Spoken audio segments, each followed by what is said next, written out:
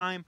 I'm looking at the most picked maps, though, of Gale Force, Braxis, Gone, Cursed, played, Battlefield, played, Shrines, played. We've got What Tomb. does go next? Tomb? And then, man, I wouldn't pick Towers versus No Tomorrow after how that game went. Yeah, against Tempo Storm. just flat out waited for that middle shrine one-team fight, and the game was just like, okay, Tempo, how do you win?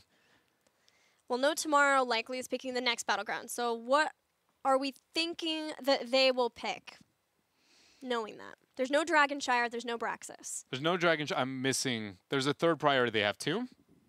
I see Cursed Shrines and Braxis as Shrines. the most picked. Out of the most picked? Hold on a second Most here. picked of Phase 2, since they've obviously changed some things up. Maybe Sky. Oh, actually, first of all, Sky Temple has been one of the top bans for them. Am I crazy here? Am I going insane? Sky Temple's been not for them specifically, no. But they've banned it, or it's been banned against them in every series they've played so far. Not banned in this series specifically. I actually got a little bit of insight on why that happened when I was talking to Casanova. Okay. It's mainly an Equinox thing.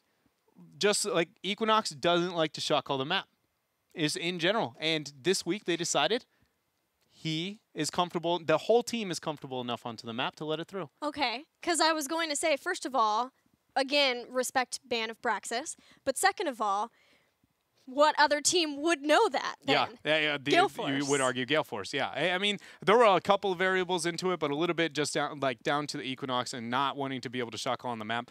I mean, I found that funny. My first response was like, I mean, Sky is like one of the easiest shot calling. It's pretty straightforward. You go, you fight over the shrine, and hopefully you end up winning it, you know? And there's not much to it other than that, but not something I wanted to deal with, but they're feeling way more comfortable on it recently, so much so that they would even let it through here.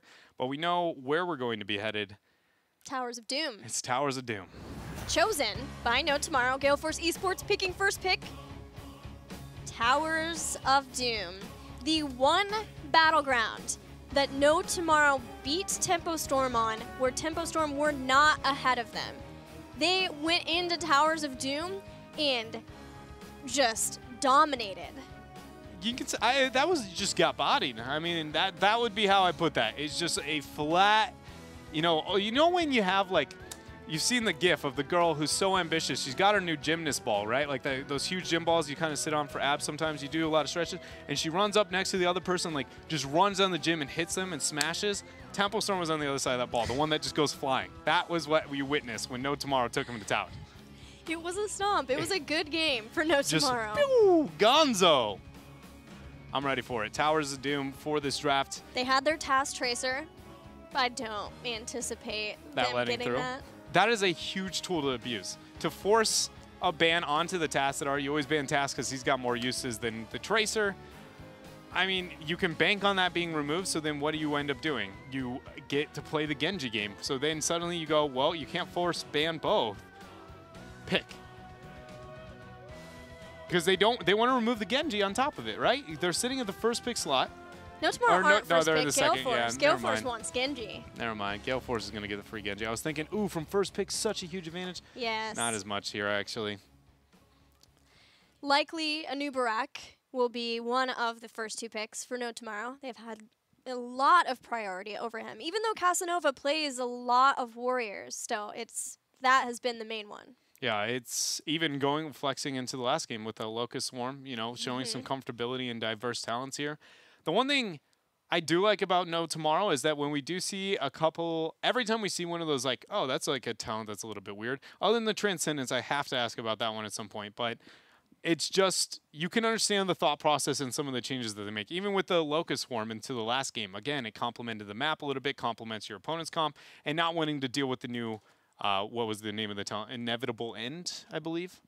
There for the 13. So when they make those talent changes, it's not kind of like the Fae factor of maybe the past, you know, where it's like this guy just likes to pick unique talents. Yoda does that as well. It's more of like the one-off right here, and you can really see the reasoning behind their thought process and understand that they're just trying to adapt to the game that they're in, that game specifically. Now I'm considering the other side of the battlefield and Towers of Doom for Gale Force eSports. We've also seen Task Tracer for them, so maybe it's something that they can abuse. They had the Task Tracer. Fan played a great Tracer too, so between either getting a Tracer or, of course, their Genji, they liked Genji on that too. There's some options for Gale Force to be able to take this win. Gale Force should be able to force that into a draft. So normally it shouldn't be that high of a priority, or at least this easy, but with these teams definitely having a, oh, we really don't want this to go the other way type hero and type compositions, that makes second pick a little bit stronger, because depending on how many you're trying to deny, there's a lot of variables and a lot of metas, but for the most part, it just goes, Gale Force is going to ban one, and then you either match ban or both teams don't ban either. But if both teams don't ban either, the second pick team actually gets to choose what's removed on the 2-3. They get to look one step farther into the draft, and they actually get a choice, and Gale Force loses theirs. So it's suddenly this inter-team meta could get pretty wild on what this happens, and it all comes down to Gale Force. If Gale Force bans the Genji or the Tassadar, 100% the other one would ban that. But if they ban neither, another team would ban it, and No Tomorrow bans the 2-3. You know what Gale Force did do was get Task Tracer and Genji, and that was the Michael Udall Genji that also was able to obliterate. But in this case, Gale Force say no Task Tracer for you, No Tomorrow, and No Tomorrow say fine, but no Genji for you either. See, this is where it gets weird, is because now Abathur, Dahaka are both up. Which one's more valuable? Abathur has been an absolute monster, but Dahaka has been more consistent. Gale Force moves in the Dahaka. I'm a huge Abby fan. Anytime you can get that guy in, especially a map where Mule is going to gain value, I am terrified of the hero. And No Tomorrow is it's not foreign to them to lock in the logical decision. It's not, but they've been playing so much Falstad that maybe they don't want it. I wouldn't be surprised if they just give it up. They say Gale Force already got Dahaka, though some teams will play both Dahaka and Abathur, and in this case, just get there a new Barak. And then what would be the other pick that No Tomorrow feel like they have to get here? They haven't so far felt like it's Uther. No, it's a new Falstad. So high up. I think they were scared that it would get banned at this point with how much they've been focusing on it. The rise of Falstad here for No Tomorrow. Whether or not they're on to something, because, okay, so that pick, I wish wasn't in this game and under these circumstances, because like I mean I've talked a lot about it into the Arthas and how that works out with Gale Force's adjustment onto the Arthas in this series, but now they pick it before the Arthas has been locked in. So now you go, is that because they assume the Arthas, or is that because they just flat Falstad? Like they just think Falstad's that good. Or they don't want Arthas. One of the two. Don't take it, or you won't fight us, at least under your terms. Either way. Calf could play Stitches, though, too. Yeah. Double drag. I mean, it's not like hook. They aren't forcing Gale Force to pick anything, but it's a really cool learning tool to be out, like, what is No Tomorrow's actual interpretation of the Falstad? In this game, it's made it a lot harder to understand. There's the Uther, and there's the Stitches. So, Gale Force responding now that the Falstad's been picked up. They drop their value in Arthas and rise towards Uther and Stitches. I love it. I love seeing the developments between two teams of this caliber as you get into the later games of a best of 5. It's one of my favorite things about the format, being able to see that develop into the Game 4 and Game 5. Li Ming ban targeted against K1 Pro. Gale Force eSports now. They feel like Greymane. I'm thinking. Sorry, it's hit a tough spot here for me. The No Tomorrow looks weakest when Trees is on something less flashy, less high impact, but is that enough, like, to focus him? I don't know if it's justified to draw that kind of a resource. Going with something more. They're thinking Greymane, but I think it would be another Vala Ariel.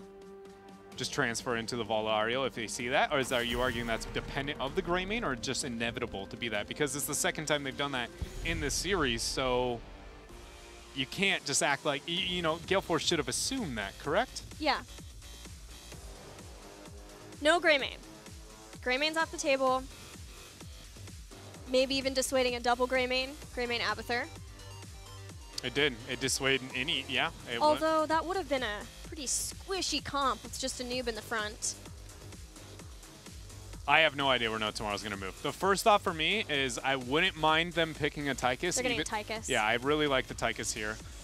The reason why I really like the Tychus, which we haven't seen a lot happen in North America specifically, but I really do enjoy, is whenever you have the Stitches, you want the Li Ming to be able to get the blow up to make sure that you lock them down. But a Tychus can do that, a little less flashy, definitely not as fast, but close to it, and also the kill target can be almost anybody, at least weakening them enough to go down. They're going to do the Thrall again. And there it is, the Thrall Tychus. Tychus. I wondered if it was going to be Tychus and then support and then leave that last pick for the end.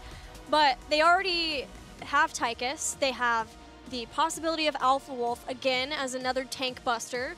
And in seeing Stitches and Dahaka, they just want to make sure that they have all the tools necessary to be able to burst down one of the frontliners of Gale Force eSports. I like it. I really enjoy this busting out the Tychus back, you know, a little bit more to what we know. You and I have talked about, like, Tychus and Greymane have been the most questionable prioritized out of all North America, at least from my point of view. It's just been so surprising post-MSB how Greymane and Tychus were relevant, and then just dead in the North American scene. Tychus, or Greymane's made his way back, but nobody's been busting out the Tychus yet here till No Tomorrow. Granted, it's with Thrall, so it's a lot different than maybe I was expecting in the past, but I still really like it. Tychus is such an underestimated hero. He's still universally one of the strongest picks just flat out in the game. I am surprised, though, that No Tomorrow were willing to give up Vala Ariel to a team that already had Uther. But maybe it was just that they didn't feel like, without having another support like the Uther, like Tassadar, to enable that duo even more, it would be giving up too much just to take that away from Gale Force. What's the support? Malf. If it's Malf, I'm so excited. Tiger? Not Karzim. I know that's where you want to go, but please pick Malfurion. Karzim. All right, so the reason why Malfurion could be so intimidating here is mainly because the Sundering is insane. I absolutely adore the Sundering. It's one of my favorite spells ever, period, always, even when Earthquake was considered the hot, because the damage it puts out is very, very good. It's only been slowly buffed after time since it's been nerfed. The cooldown is realistic, but more importantly than anything, it's like it's a button that starts a fight, and every single time, if you don't walk away from it, you're just like, how do we win this? Because of how much raw damage output it has. If you got one more follow-up AoE CC, I just don't see how Gale Force survives the fights. They have two supports, yes, but they can't stop both. Between Sundering and between Twilight, something's dying. 100% between that much lockdown. So, like, I feel like that would have been the thing that seals the deal. Now I see Sundering, useful, yes, and yeah, having the gust to be able to draw one of those resources out is there, but that's 50-50. And in the long run, 50-50 means doubles the support, should be able to pull ahead. Unless you go Transcendence, which this game, I couldn't see the argument for. And Ariel questionable, but maybe it's a Sundering into 7-sided strike this time. Although we have yet to see Tiger JK, his palms have been so on point that it's rare for him to take it. I would like to see, I do understand the argument in the 7-sided. The reason why it's different is like, well, you're like, well, you wanted to kill something, so do more damage. You killed them because you locked them down. You didn't kill them because you had the damage. You've got the damage. You need both those supports to not be able to use the heroics the exact second they need to. Otherwise, they will carry the counter momentum. They'll stall out long enough, and then you go, well, maybe we can sustain trade. And you're like, I'm facing a Vala double support. I cannot sustain DPS into this at all. So you commit to the burst, and then you all in on the burst with the Twilight last pick. But either way, it's going to be at least Tiger JK back on his comfort like a Karzim. Yeah, I'm pumped to see that. I'm pumped for this game. Let's see if No Tomorrow can do it, can take out Gale Force eSports, if we'll tie up again and go to Game 5. Gale Force has got a lot on their plate this game, Gilly. You know, not a series maybe they expected to find themselves down. A lot of hype behind the new roster. And suddenly they find themselves, the one member they ended up giving up has found themselves ahead in the series, Equinox. That is true, but they have a composition with a lot of heroes that they feel comfortable and confident on in this game. And whereas No Tomorrow, they're trying out something new. They've waited and busted out this Thrall, really just the first time in this series. So we'll see how it works. No Tomorrow, so strong on Towers of Doom. Neither team wants to get behind, super far behind in the core health. And because we know how these teams run like clockwork, already going to focus on not that happening. The fact that it's got to be the bottom sappers. That's going to be the first skirmish. Who has the aggressive early game advantage? Definitely give that over to No Tomorrow. Outside of a hook opening, but you should, again, can never rely on that kind of cooldown.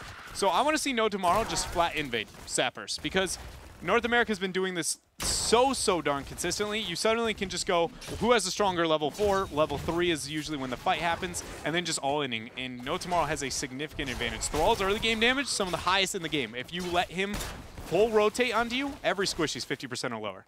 All I want to see is that No Tomorrow do not lose the same amount of hook kills, hook picks in the early game that they did on Battlefield of Eternity in game number 2. That really set them behind, if nothing else, in momentum for the game. Losing on that, getting nervous. They have a lot of heroes with a lot of escape. They've got Wind Fury, Mike's in trouble. He might not be able to escape though. No way out. Burrow. At least No Tomorrow finds themselves a kill. Nobody's rotating up. I mean, Mike, it's only a matter of time, man. Sorry to break it to you.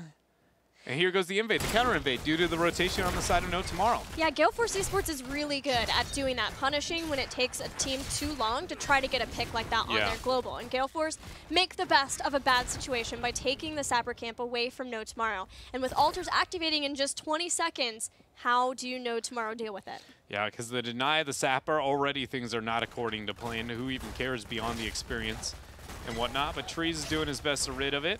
Managed to get it before it does its damage up into the front wall. 3 seconds, 2. And here it is. We have our first shrines. Falstad and Dahaka look like they're going to respectively gain their own up on top. It's all about on bottom. Both teams leave a member in the mid. Wow. Wow, that miscommunication. did not, yep, no stall on the bottom. So Gale Force eSports quickly pick up 2 of the 3 altars. Hook connects on Casanova, but it is Casanova on a new Barak. Also moved into the bed of barbs this game, so a little bit more delay. Definitely not so much a little bit more in terms of, oh, they're channeling, can I get that interrupt? But definitely in terms of, oh, I've already got a Q laid down. Suddenly we can remove a large portion of area where you can get a channel thanks to the dot. But Gale Force, after rotating through the first altars, they find themselves another Sapper to be able to pressure out. Things are looking good in the bottom lane for Gale Force eSports, which is ideal considering that they have that trifecta of Vola, Ariel, and Uther hanging out into that lane, applying pressure. So what do No Tomorrow do? It starts with trying to counter in the top lane. There's only the 1 Sapper camp instead of the 2, but if they can get things going here, then Falstad would have an advantage being up there even against a Haka, in that he has that lane more pushed out and damage done to the towers. The members of No Tomorrow are just being responsive to what Gale Force has managed to make happen, but understandably so, again, because of the compositional laning phase and the presence that Gale Force can really bring to the early stages of the game. It's all about the 10 fight for No Tomorrow and not falling too far behind up until that point, especially when they ended up committing to this solo warrior, not triple backline. You know, Thrall's weird because he's a frontliner, but he isn't. He's a glass cannon frontline, like a Zeratul, but without the stealth, the Void Prison, and the teleport on top of it. You know, he made up for it in utility and mobility. Thrall makes up for it in just damage, and damage alone. And he doesn't really get a lot of that up until, again, the Sundering spike at 10 that he can lock into. And if you go into the Earthquake, then you kind of make him into the pseudo-warrior, but it's not going to work too well with this type of draft. Yeah, the Ancestral Wrath once again will help out a lot with that and his sustainability.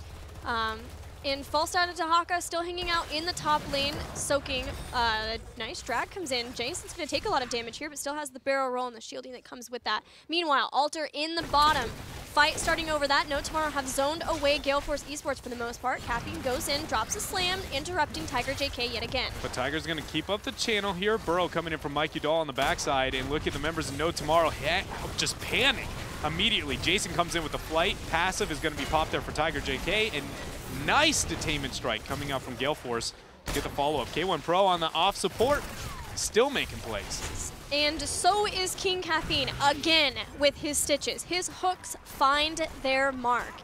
From that, Gale Force eSports get a kill, get a slight experience advantage, but most importantly, get this altar, maintaining control of the core health. Starting to throw on damage to the bell tower in the bottom. They really want to start the bell tower game as early as they can. Falstad and Dahaka have been off doing their own thing most of the game, and neither has really pulled ahead of one another. Falstad, though, post 7 should suddenly hit a huge spike, being able to move into the boomerang for his wave clear. Echo of the Elements was completed. Frostwolf Pack is 2 away. Can say from experience that the closer you get to those 7, the more scared you are that you're going to lose those. It's the master's touch problem, right? Yeah. You're just sitting there going like, okay, I've got halfway there. If I lose this, it feels so terrible. Bad, man. So bad, man. The experience dead even still. I'm just looking for any kind of major advantage even when it comes to the 10s. I do want to talk, oh, nice hook onto trees once more. Tiger JK, you see the pressure he's trying to apply to Fan. That's that post 16. Once that happens, suddenly Fan actually has to respect the Karazim. The nice thing there is that the most follow-up there was Hammer of Justice. Wasn't in any position necessarily where maybe they would hit the detainment strike, and there wasn't a drag follow-up to it. It does seem like when Michael Udall and Calf are on the front line together with either the Arthas or the Dahaka, that's when things get really scary for whoever gets hit by the hook. Gale Force moves for this invade, and nobody on the side of No Tomorrow wants to deal with it. Did you see that? Nasmus throwing out a compliment to you. The series is insane as Dread's new suit. Oh, I didn't see it. Nasmus. Thank you, Nasmus. Thank you very much. Oh, man, that hook. Those are those scariest hooks. When you're on No Tomorrow, like when you're playing against the Stitches and you don't know where he is and he throws a hook and you miss accidentally, like you should have walked in that moment, you're more afraid of Stitches than you were if he landed it, it feels like. Because you're just like, he could be anywhere. The rest of the game, you are like, oh, is he over here? Is he over here? And the Jaws music just plays. That was a gust. Jason's now in trouble. Dahaka's stalking in. No Tomorrow just needs to back out for a second. Yeah, that was a good old field goal there since we're throwing out the sports ball reference. Through the uprights. There's no horn after a field goal, Gilly. Odin's down. Let me have my moment. Hook, Tiger. He dashes out. He's got a palm still, so keep that in mind. Cocoon is going to be laid out here. Gus not available for another 30. Strafes used, and Gale Force is just keeping health bars far ahead of No Tomorrow. Palm is still an availability, as is Sundering. The Odin still chunking away, but Trees is now out of that. That's nice for Gale Force. Divine Shield and Crystal Aegis, the 2 big supporting heroics available for Gale Force eSports, who with that double support are so healthy. They just back out, take the sapper, be like, yeah, we'll take this whenever we want. You know, not too worried about it. No Tomorrow's not looking to force the hand, at least not until they get this hook. Sundering's still available. Not going to be thrown out. I do respect Equinox's patience. Again, this is another fight where a lesser Thrall just throws it out trying to force it, but there it is. It's going to be laid out after the drag there. Casanova falling pretty low. Palm very early on there. They make it out. And I think this is where they accept it. They're just not going to win it. You have to leave. There's no Divine Shield, or there was still a Divine Shield available. There was a Crystal Aegis available. Things were coming off cooldown. And then the detainment strike. Goodbye, Karazim. Gale Force eSports claim another altar. They have 5 bell towers, so you get, or 4 bell towers plus the core, so they get the 5 shots. Things are looking good for Gale Force eSports in game number 4. Yeah, it's just sitting pretty here with this composition. And it's still on to No Tomorrow to justify it. We see again the we see the Thrall Tychus Falstad. 3 picks that almost the rest of North America has been able to make work. In the last game, they put up a pretty solid argument, but this one, it's been the exact opposite. It just feels like, where does No Tomorrow come back? No, you know, you're suddenly guessing the Thrall and the Tychus rotation. Yeah, I'm thinking about power spikes potentially for them. Equinox gets hooked. Equinox, it'll be nice when he can finish Frostwolf Pack, but he has had a rough time with that questing talent this time around, sitting at 0 stacks so far, but finishing that out and then being able to hold on. A sneaky Falstad. There's the follow-up Sunder to not much. Yeah, that, you know, it looked cool, and don't get me wrong, I totally understand the excitement there, but you saw Gale Force just going like, okay, that's all you got. Sunder and then Gust, or the Gust into the Sunder. It was a really cool idea, but when you don't have a damage heroic outside of Sunder, think about it. Odin has build-up time. Falstad flat out just doesn't do any damage, and then Thrall is the Sundering. It has to be like a devastating setup. It can't be the only opener, and then you'd be like, we just burned 2 heroics for like not that much damage. Yeah, No Tomorrow feeling the pain of a double support comp here. Yeah, they realize they can't deal with the sustain. They're questioning if they have the ability to open up. And again, a lot of this, I talked about the Malfurion. I feel like if you had seen a couple of Dreams after these Thunders, you'd be like, they might be able to win a fight. But now you're going like, how do you win these fights? They're out-sustaining you. You can't burst them down. So how do you win? The hooks keep going off. Yeah, these aren't helping. Like, don't get me wrong. King Caffeine is just hitting hook left and right. He's setting his team up very pretty in this game. But let's say a single hook didn't hit this whole game, I feel like we'd still find ourselves at the same outcome. Bottom's still fine, but Gale Force eSports have 2 altars to channel, and they get them. And the cores are sitting at 36 versus 15. The only altar No Tomorrow have been able to channel this entire game was their safe one in the first phase. It could just about not be worse for No Tomorrow in this game. Gale Force eSports doing a fantastic job running their double support well. This all goes back to the invade of the Sappers earlier on too, when Mike was caught, that they were able to get such a commanding presence in this bottom lane and hold on to it, because that forced No Tomorrow to be late for the rotation, then they lost Fall Step, but they're trying to make the fight happen. This is the fight that they need here with that Aegis being forced that early. It's the best one they're going to get, but they are, actually they've even converted the Bell Tower. This is perfect, but Jason has to barrel roll away. The strafe damage, the palm is there and not going to stop the strafe fast enough. Fan eats a Feral Spirit and dashes away. Tiger JK and friends stay alive, except Casanova got caught out before the gust could go off there again. A bit of miscommunication between No Tomorrow, and it cost them a member. Yeah, you can tell how frustrating this composition has been to play against for No Tomorrow. The fact that they were like, no, but we got the Aegis early on. We should be able to win this fight. They had an Aegis forced very early. They hit the palm, which is half the reason you look at the Karzim and you're like, how can you make up for this? They weren't at the same stats, but it was the same talent tier. That was about as good as it's going to get, as I feel like, for this game. There is, the only counter argument I have for No Tomorrow being able to win the fight is just having Tiger JK with Iron Fist and having Way of the 100 Fist at 16 could be a really cool tool that maybe he can apply enough pressure to Fan or even just the Ariel K1 Pro, because you know what, your self-Aegis is really bad on top of that, so maybe pressuring out the Ariel to panic.